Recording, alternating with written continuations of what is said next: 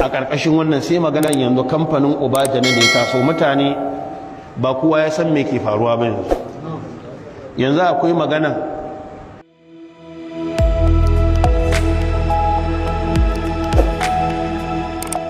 yanzu akwai magana shi wannan gwamnan kogin yana so su ya kwaci kamfanin yauwa wasu ba su sani ba wasu ba su san me ke faruwa ba so za mu yi bayani ne mafi karanci a matsayin ka na musulmi ni ba ni da kowace irin alaka da shi abin da ya haɗa ni da shi musulunci kuma na san abin da ya kafa a ƙasa al'umma tana amfanuwa da shi musulmin da wanda ba musulmin ba lokacin duk da aka ce yanzu gurin nan ya samu matsala to adadin al'ummar da za ta samu matsala suna da yawa mu ne maka samu matsala to irin wannan inda a ce ma dukkan wanda Allah ya ara musu dama ta kuɗi sun zo sun kakkafa abubuwa na sana'a irin wannan da Allah za a rage zafi ko ba za a rage ba to a yadda na samu labari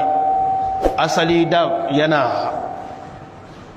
ta wato kogi cement ne gurin dan guri ne aka zo da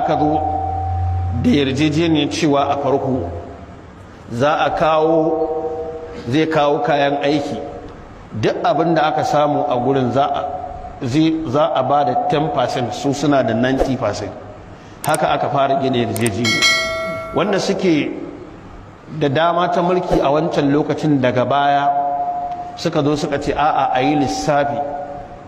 za su siyar da gurin a ba su kudin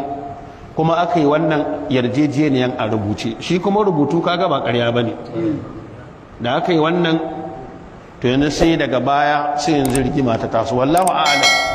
shi wannan gwamnan ko shi ma yana ganin a shekara 8 bai dina nama al'umma komai ba dan na ga firarsa da aka a BBC wai dalilin da yasa bai yi aiki ba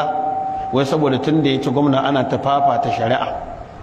so ranar nan haka aka ɗibi ɗan banga aka je da rana tsakiya ana aiki a kamfanin aka rufe kamfanin har wasu ba su sani ba har an ɗan samu hatsaniya cikin mutanen mu direbobi an kashe mutum ya kai 3 fa a rana yan banga ya tura aka ji so daga baya yanzu an kai jami'an tsaro gurin amma matakin da suka ɗauka tun da jiha ta su ci sannan injin ɗin da yake yin simintin a yadda na samu labari an riga an zuba masa kayan